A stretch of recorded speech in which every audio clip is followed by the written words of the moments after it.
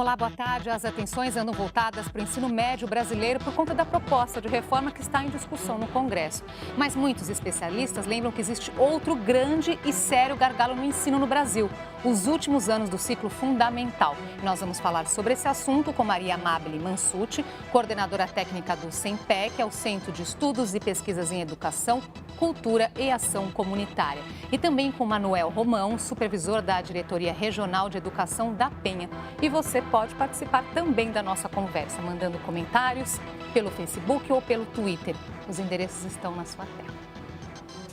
Boa tarde, obrigada por terem aceitado o nosso convite. Bom, como nós abrimos aí o programa, nós andamos falando muito aqui sobre o ensino médio por conta da reforma, mas faz sentido, independente aqui da opinião sobre o que está sendo discutido nessa reforma, mas essas mudanças terão resultado sem olharmos também para o ensino fundamental? Terá o resultado esperado? Na minha opinião, não. Porque muitos dos problemas que se intensificam no ensino médio, eles advêm do ensino fundamental e, sobretudo, dos anos finais. Então, é preciso também ter um olhar. Essa discussão já está na pauta há algum tempo. Falamos do ensino fundamental 2, inclusive como o ciclo esquecido, né? Como tem aparecido aí nas falas sobre esse segmento do ensino, mas as atenções estão voltadas, mas medidas efetivas nós ainda não temos. Então, é preciso buscar essas medidas. E essas medidas precisam focar numa questão das iniquidades que são produzidas nesse segmento do ensino, que são muitas. Só para citar uma, o elevado número de alunos não alfabetizados que estão nesse ciclo. Que é um fenômeno que tem a ver com a escola, né? São fatores internos da escola que, de alguma forma, ainda que existam outros, mas principalmente estes é que produzem esta não aprendizagem. Então, é preciso olhar aí e garantir, quer dizer, medidas que possam garantir permanência e direito à aprendizagem, né, efetivamente, nesse ensino. Professor. Olha, eu acho que o ensino fundamental, como o próprio nome diz, é o fundamento, a estrutura de todo o ensino. Quando o ensino fundamental não vai bem, particularmente a parte final do ensino fundamental, compromete não só o ensino médio, mas como todo o ensino que virá pela frente. Concordo com a Amabile que os problemas são variados. Agora, precisamos pensar por território, por região, porque cada local, numa grande cidade como São Paulo, tem um tipo de dificuldade. Quem dirá do Brasil, do Brasil, né, professor? Né? Então, a gente pode pensar, refletir sobre os territórios, sobre as regiões. E não só a escola é responsável por tudo isso, mas que a sociedade também. A sociedade tem que assumir para si a educação como prioridade. Isso ainda está muito dito, mas pouco executado. E lembrando aí também que é uma fase importante, delicada, porque é o aluno que está entrando na adolescência. Isso tem que ser levado em consideração também, não Totalmente. Tem, professor? 11 anos, né, em média, 11 esse anos aluno que... é uma idade onde muda completamente o comportamento e muda, por exemplo, de todos os fatores na escola. O que eu acho que é um que pouco se fala, se analisa, é a questão organizacional desse ensino, né? O ensino disciplinar, os tempos e espaços das aulas, a composição das turmas, a composição das classes, além das questões do currículo, muitas vezes inadequado, dos processos pedagógicos, mas a organização não favorece. Quer dizer, o aluno vem de uma organização anterior, que é com o professor polivalente, certo? E cai nesta mudança. Quer dizer, total, ele vem ali de um radical, professor que dá várias disciplinas. A mudança é muito radical, grande. né? Para ter uma ideia, por exemplo, a evasão, a repetência no 6º ano do ensino fundamental é da ordem de quase 14%. São 500 mil alunos no Brasil que repetem o 6º ano. E 3% saem da escola. Então... nós temos até só para esses dados, justamente, vamos mostrar agora, já que a professora citou, só para... Olha lá. estão lá esses números, né?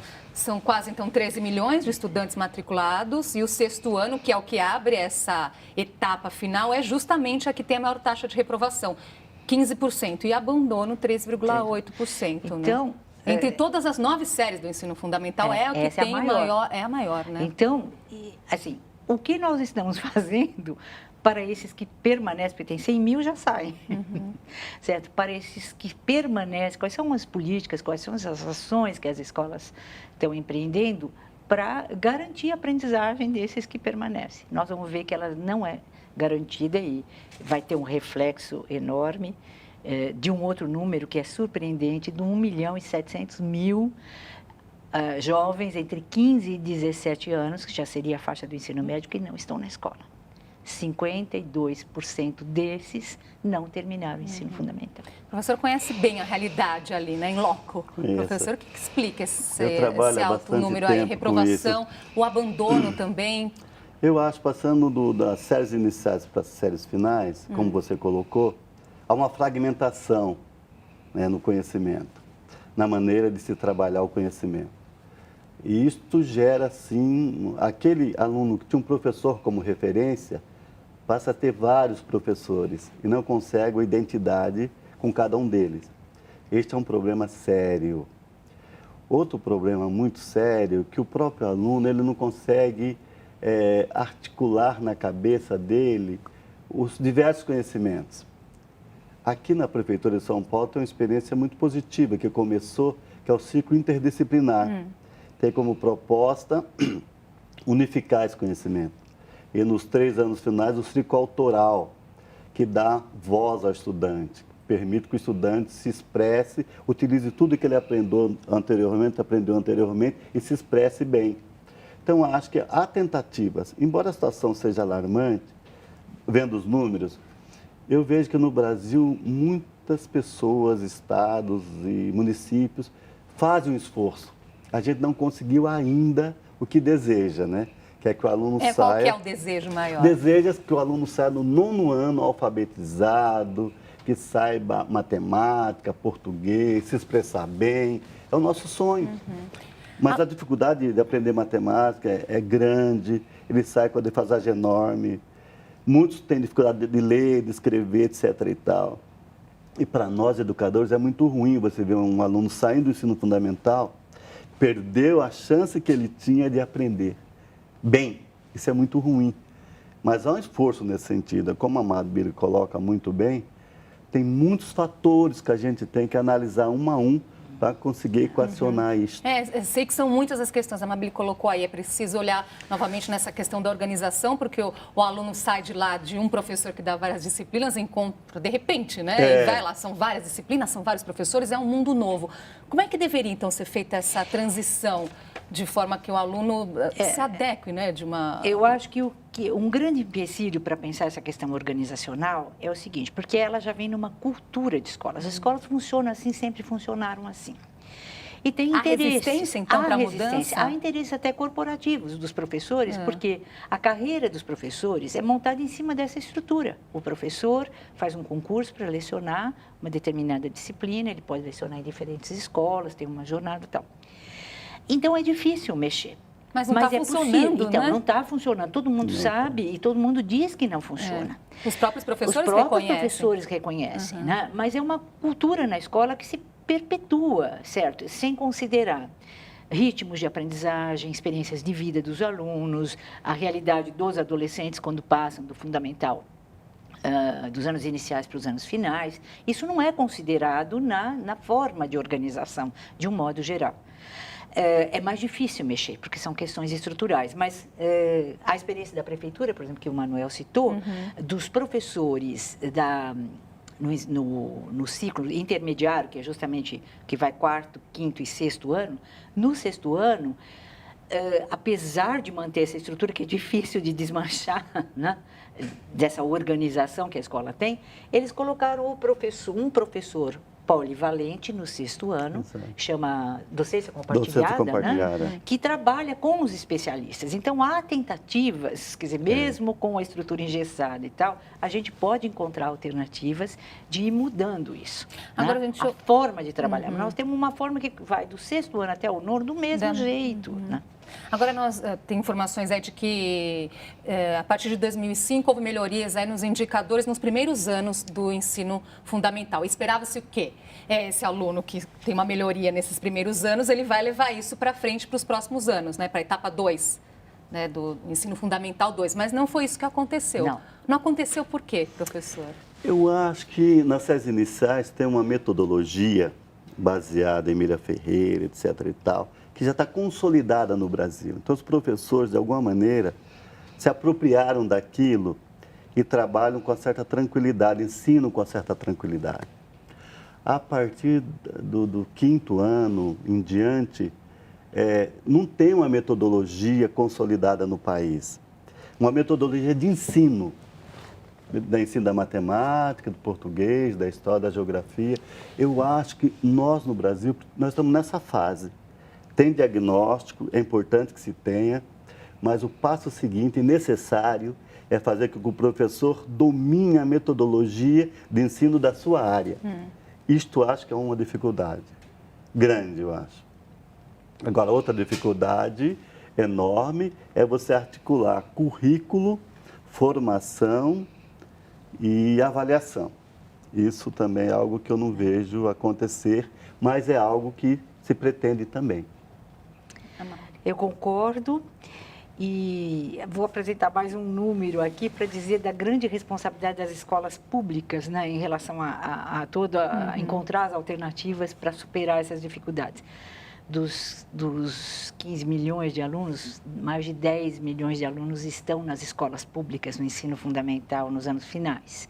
Então, o grande papel, né, o valor da escola pública em relação a isso e a responsabilidade também que vai desde gestores dos órgãos centrais, das secretarias de educação, construírem políticas voltadas para resolver essas questões e movimentos também das próprias escolas, porque mesmo sem mudar estruturalmente é possível, as escolas, por exemplo, contam lá com a recuperação escolar, que é extremamente interessante para resolver problemas como alfabetização, defasagem de aprendizagem, que elas podem estar inovando aí. Agora, olha só, para falar em escola pública, o que o Jefferson Alves traz para a gente. Conversando com uma professora, ela me disse que prefere dar aulas na rede pública porque a cobrança por resultados é menor do que nas escolas particulares. Aí ele pergunta, e aí, como solucionar isso?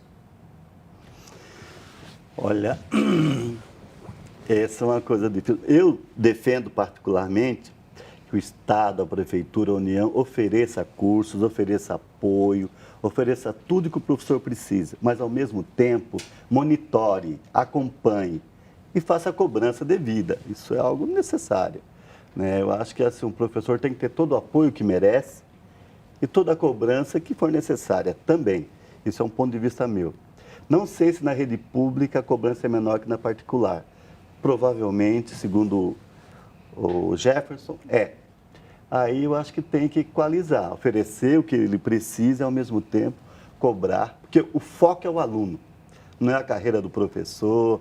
O foco é a aprendizagem do aluno, que é um direito que o aluno tem e tem que ser garantido isso, independente de qualquer situação. Bom, é uma questão de responsabilidade que vai desde os gestores até os professores, né, os docentes. Agora, eu realmente acredito, né, e venho da escola pública, que há esta compreensão. Quer dizer, nós estamos muito incomodados com isso. O que nós temos é uma passividade nós não estamos naturalizando esse fenômeno do fracasso do ensino fundamental 2, certo? Nós sabemos disso, os professores sabem, os educadores sabem. O que nós não estamos conseguindo, nós estamos muito passivos, porque isso é recorrente. De ano a ano, esses números são apresentados, nós perdemos aí 1/3 quase dos alunos que entram no ensino fundamental, eles não terminam, não concluem. Né? Não concluem. E efetivamente, ações, porque tem ações isoladas que estão dando algum resultado, mas uma política mais central, tal, embora não exista uma bala de prata, uma solução única, porque o problema é complexo demais. Sim. Agora, eu acho que os educadores são conscientes disso, certo? O que a gente não tem ainda é os caminhos. Trazer aqui mais uma informação que o Movimento Todos pela Educação divulgou dados sobre o aprendizado no ensino fundamental. E a repórter Adriana Cimino traz os detalhes para a gente. Um dos dados mostrados por esse levantamento é de que em 2005, 6 em cada 10 municípios tinham menos de 25% dos alunos com aprendizagem satisfatória em língua portuguesa no 5º ano. Em 2015, esse número caiu para apenas 1 em cada 10 municípios. É um avanço, só que ele não é verificado no ensino fundamental 2, por exemplo. A gente vai tentar entender o porquê com a Priscila Cruz, que é presidente executiva do Todos pela Educação. Priscila, por que os avanços no Fundamental 2 não acompanham do Fundamental 1? Bom, são vários fatores, mas eu vou focar aqui em um dos fatores que é o mais importante, aquele que mais vai fazer a diferença, que é professor. Então, quando a gente já vê o Fundamental 1, a gente tem uma grande parte dos alunos com professores com formação adequada. No Fundamental 2, isso já cai, tem uma queda muito grande. Menos da metade dos professores tem uma formação adequada naquilo que eles estão dando aula. Então, a gente precisa melhorar tanto essa certificação quanto a qualidade desses cursos de formação, porque é o professor que vai fazer a diferença na aprendizagem dos alunos. Tá ótimo, muito obrigada pelas suas informações. Outro fator que foi levado em conta foi o nível socioeconômico. Quanto maior o PIB do município, maior o número de alunos com aprendizado satisfatório. Acho que o que a Priscila colocou aí tem relação até o que o nosso telespectador está falando, né? Que ele diz que os professores preferem para a rede pública porque tem uma cobrança menor, e a Priscila está aí colocando justamente que menos da metade dos professores tem a formação adequada. Professor. Isso é um problema nacional, né, que precisa ser atacado. Eu acho que o professor precisa de formação, tanto inicial quanto continuado, professor da rede pública. Agora ela coloca aquilo que eu já tinha dito no início, o de Fundamental 1 já tem uma formação historicamente consolidada. Fundamental 2 não. Para você formar o Fundamental 1 é um professor para uma sala. O Fundamental 2 são 5, 6 para uma mesma sala. É mais caro e mais difícil. Portanto, o governo tem que assumir essa tarefa com mais contundência, eu acho. Mas, assim, eu estou há 30 anos na rede municipal, uma coisa eu tenho certeza. Há um conjunto grande de professores também extremamente empenhados e extremamente tristes com os resultados que se apresentam. Esse é um desejo também da categoria de professores e de gestores, fazer com que os nossos alunos sejam bem-sucedidos na vida, acadêmica, inclusive. Eu concordo com a Priscila que é preciso formação continuada, mais e melhor do que estamos fazendo, mas tem uma questão da atratividade da carreira do professor que é complicada. E isso exige uma política que mexa nisso, que não acontece no Brasil. Os jovens veem esse tipo de discussão que é necessário que haja, mas aí pensa o quê? Não quer mais ser professor, né? Então, por exemplo, tem estudos que mostram, por exemplo, que até pelas licenciaturas nós teríamos formados para cobrir todo o quadro das disciplinas, certo? Mas os professores, mesmo fazendo os que fazem a licenciatura, não vão ser professores. E o que é essencial para resgatar esse reconhecimento? Valorização que profissional. Passa por questão financeira, mas não apenas. Não apenas, pela formação inicial, certo? Uma formação qualificada que realmente os prepare para enfrentarem as dificuldades da educação pública que existe no Brasil, que não são poucas, né? Eles não são preparados para isso, que vai desde eles, da questão da didática, das áreas e tudo que nós estamos discutindo aqui. Mas, efetivamente, não tem atratividade essa carreira. Então, você põe lá, contrata. Hoje, por exemplo, não temos professores de física, mas na área da ciência, cada vez menos, já tem apagão em muitas áreas. Então, você pega um engenheiro para dar aula, ele, certo, faz o que pode com aquilo que você oferece a ele no momento. Né? Vamos fazer uma pausinha aqui e a gente volta já.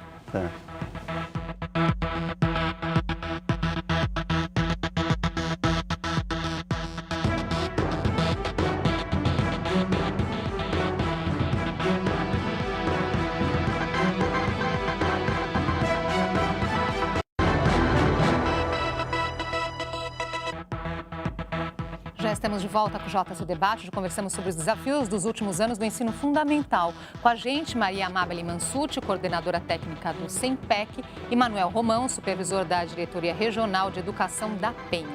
E além dos desafios no aprendizado, o estudante do último ano do ensino fundamental tem medo de ir à escola por conta da violência.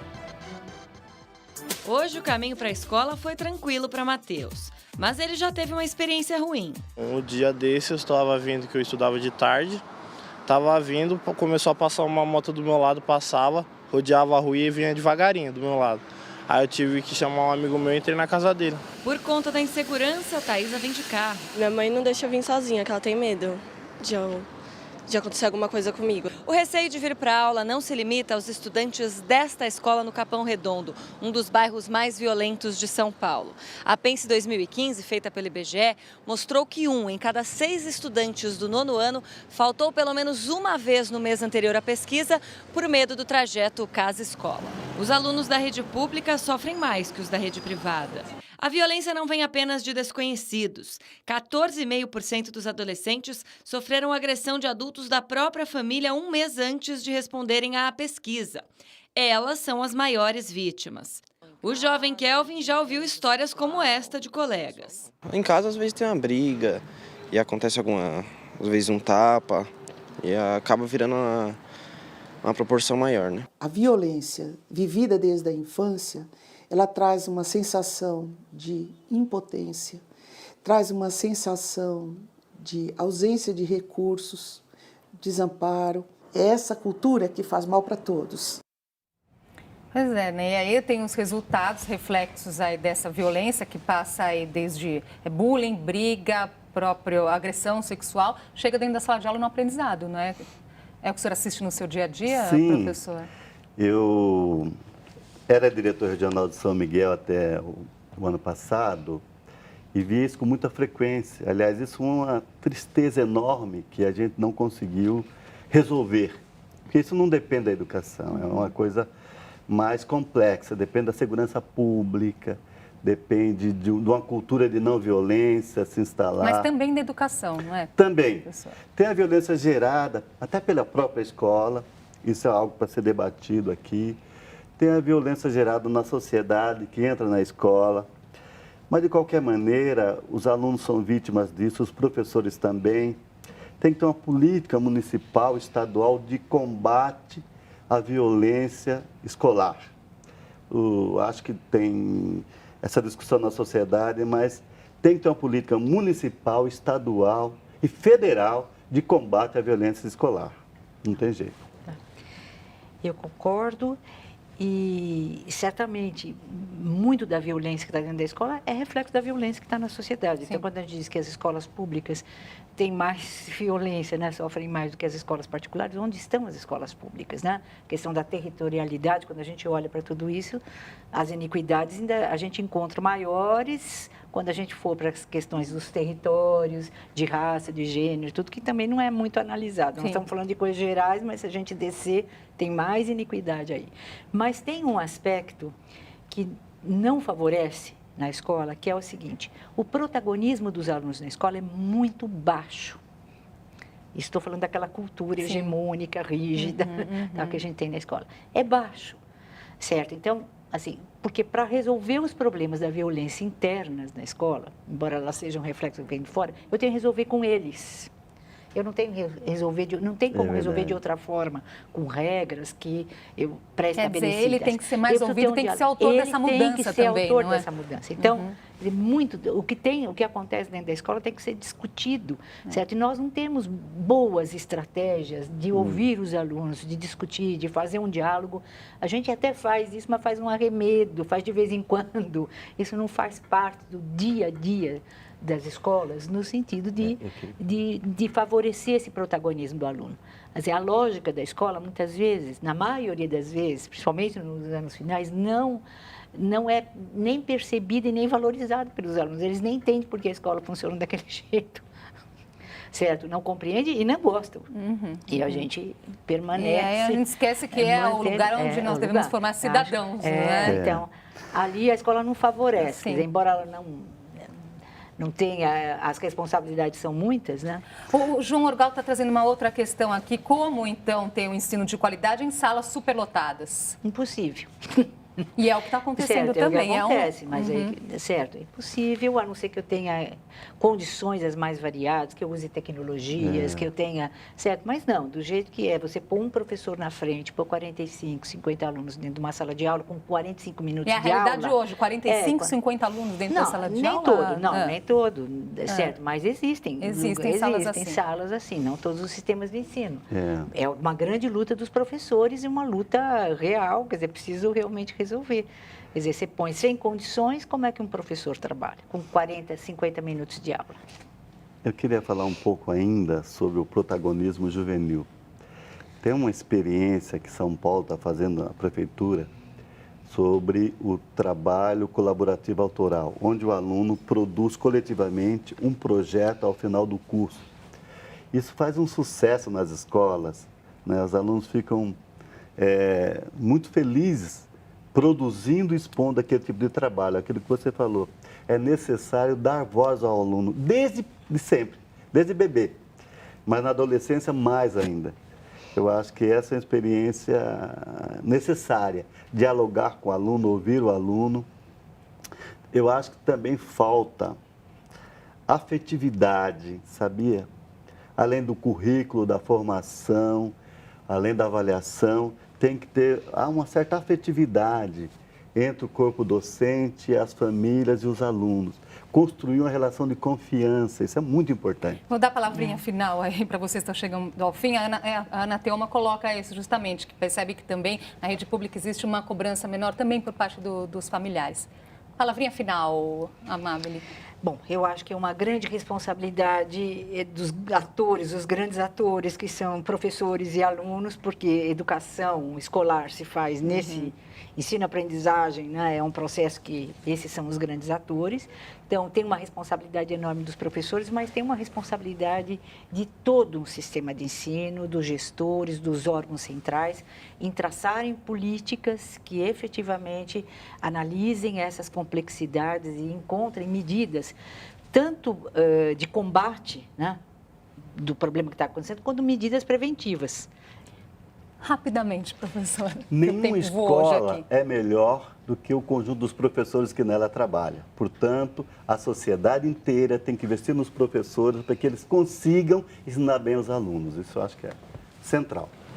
Obrigada pela conversa de hoje. Certamente nós voltaremos aqui nesse assunto tão importante e até uma próxima. Até a próxima.